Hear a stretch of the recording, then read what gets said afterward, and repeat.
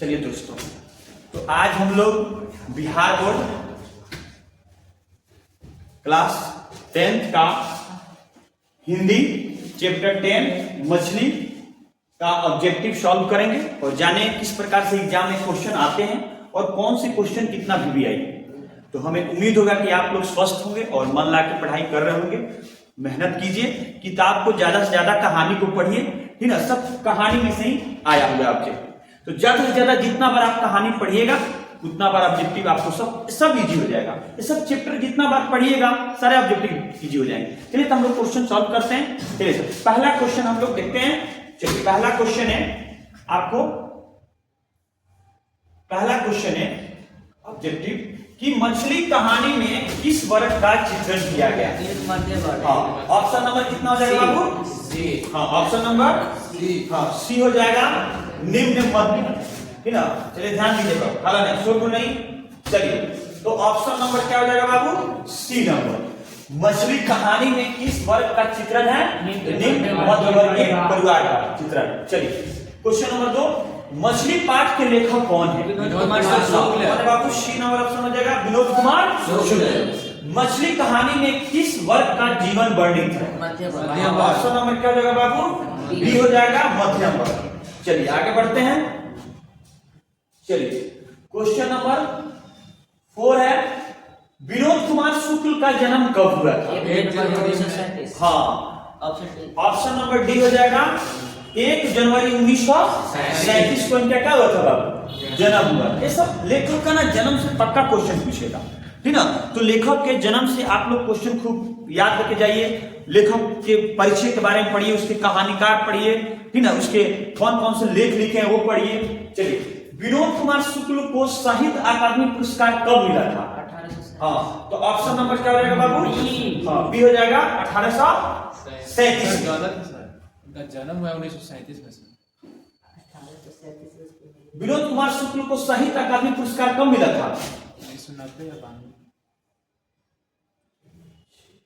1990 sir. हाँ, option number क्या हो जाएगा? डी। हाँ, डी हो जाना चाहिए ना। चलिए सुधार कर लेंगे। ऑप्शन नंबर क्या हो जाएगा? डी हो जाएगा, 1990। चलिए, झोले में कितनी मछलियां थी? 3। हाँ, झोले में कितनी मछलियां थी बाबू? 3। ऑप्शन नंबर क्या हो जाएगा? डी। झोले में कितनी मछलियां थी? 3। चलिए आगे बढ़ते हैं। चलिए, संतु के घर से 3 मील दूर कौन सी नदी थी? बताइए आप लोग। ऑप्शन नंबर ए हो जाएगा, मोहरा नदी। कौन सी नदी? मोहरा नदी। संतु क्यों उदास हो गया, ठीक ना। हाँ, ऑप्शन नंबर बताइए कितना होगा? बी नंबर, मछली के मर जाने से संतु क्या हो गया? उदास हो गया, ठीक ना। संतु को उदास क्यों हो गया? ऑप्शन नंबर बी दिया है ना, मछली के मर जाने से। अच्छा, ये भी एक ऑप्शन में थोड़ा सा किसी कर रहा है कि मछली के कटने से भी, ठीक ना, उसको थोड़ा सा दुखी था। तो इसको थोड़ा सा क्वेश्चन को हम गोल कर देते हैं, इसको थोड़ा सा देख लीजिएगा, ठीक ना। संतु के उदास हो गया तो ऑप्शन बी दे रहा है। चलिए ठीक है, मछली के मर जाने से भी। चलिए ठीक है, संतु भीगने से बचने के लिए कहाँ खड़ा था? मकान के नीचे। ऑप्शन नंबर क्या हो जाएगा? बी। मकान के नीचे। चलिए आगे बढ़ते हैं। चलिए, पिताजी किससे नाराज थे?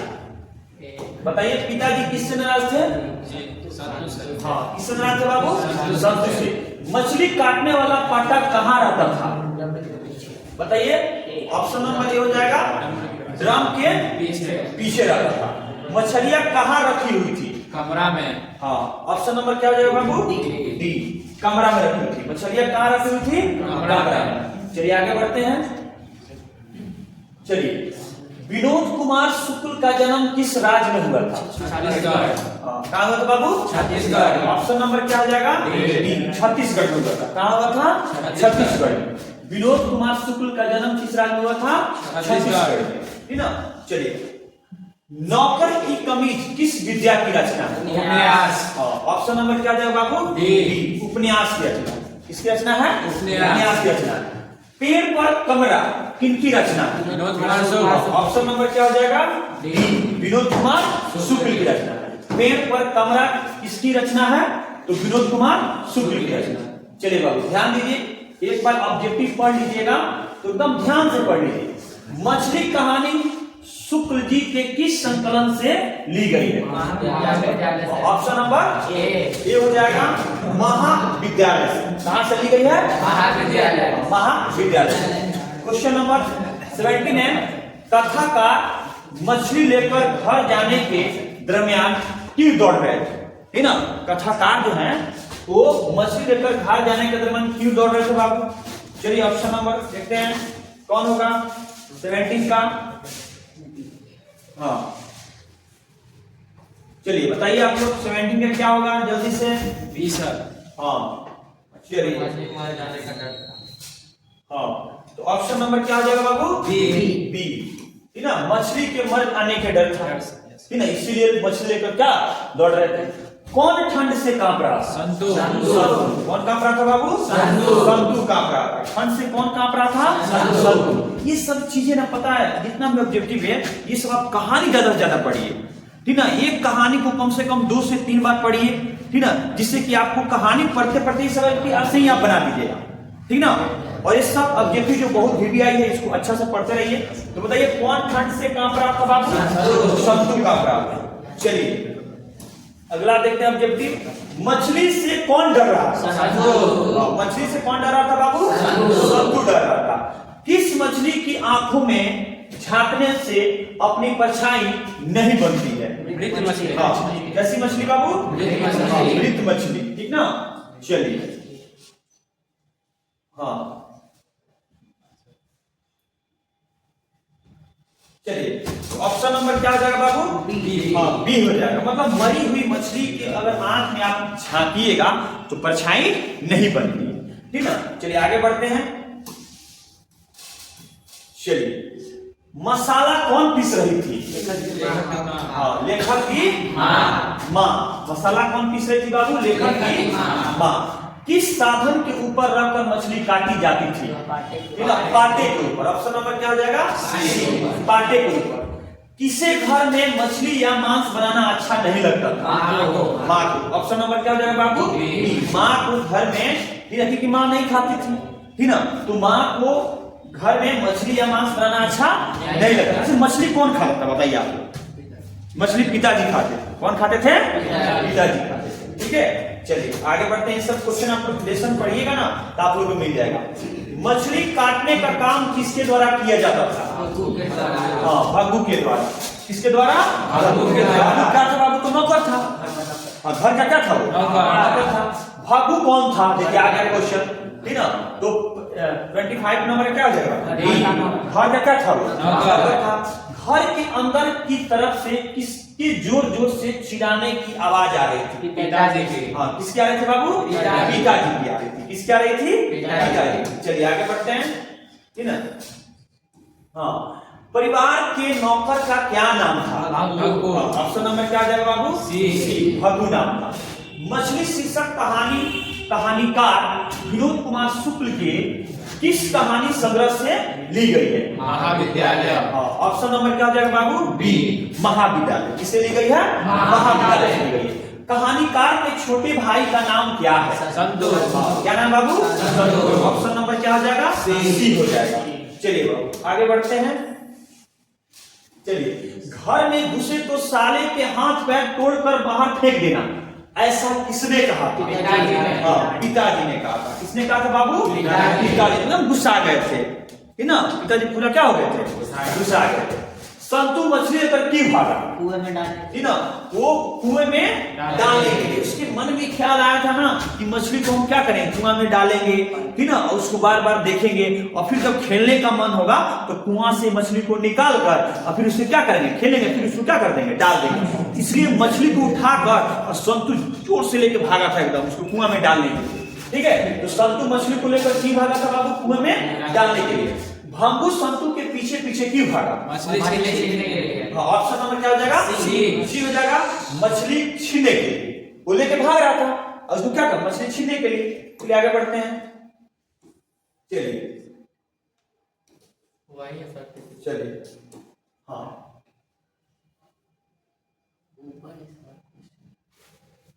अच्छा क्वेश्चन यहाँ पे है ना। प्रश्न शुक्ला जी की कहानी संग्रह है ना जी। देखिए शुक्ला जी की कहानी संग्रह बाबू ऑप्शन नंबर बताइए क्या हो जाएगा। हाँ हाँ डी नंबर ऑप्शन क्या हो जाएगा बाबू। डी नंबर हो जाएगा पेड़ पर कमरा। विनोद कुमार शुक्ल दयावती मोदी कवि शेखर समान से कब सम्मानित किया गया।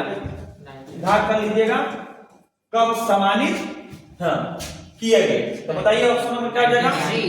ऑप्शन नंबर सी ठीक ना 1997। मरी हुई मछली की आंख में नजर आ रही थी परछाई। हाँ तो मरी मछली की आंख में नजर आ रही थी ठीक ना। यहाँ देखिए मरी हुई मछली की आंख में तो परछाई नहीं बनता है ठीक ना। बनता है जी। तो ऑप्शन नंबर क्या हो जाएगा यही होना चाहिए ठीक ना। 35 क्या दे रहा है आंसर यही है सर ए। ठीक है तो मरी हुई मछली की आंख में नजर आ रही थी परछाई। तो वो कंफर्म किया दीदी बोली कि मरी हुई मछली की आंख में परछाई नहीं आती है। मतलब वो देख रहा था परछाई तो बोला कि परछाई नहीं आती है। कंफर्म की थी दीदी ठीक ना। इस चीज को ध्यान दीजिएगा ठीक ना। संतु भीगने से बचने के लिए कहाँ खड़ा हो गया। मकान के नीचे। ऑप्शन नंबर क्या हो जाएगा बाबू बी हो जाएगा मकान के नीचे। लगभग जय हिंद शुक्ल जी की रचना है। ऑप्शन नंबर ए हो जाएगा काव्य संग्रह। मछलियां घर लाने के बाद बच्चों ने क्या किया। बाल्टी में डाल दिया। ऑप्शन नंबर हो जाएगा बाल्टी में डाल दिया। चलिए आगे बढ़ते हैं। संतु नरेन आपस में कौन है ठीक ना। ये नरेन कौन है जी। संतु का भाई सर। नहीं संतु का भाई नरेन नहीं था। हाँ सर नरेन। हम बता रहे हैं ना।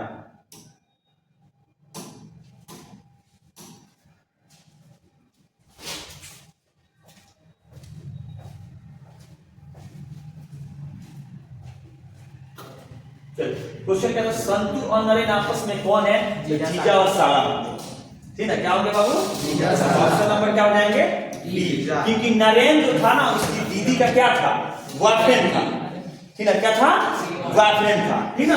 चलिए नरेन कौन था ठीक ना।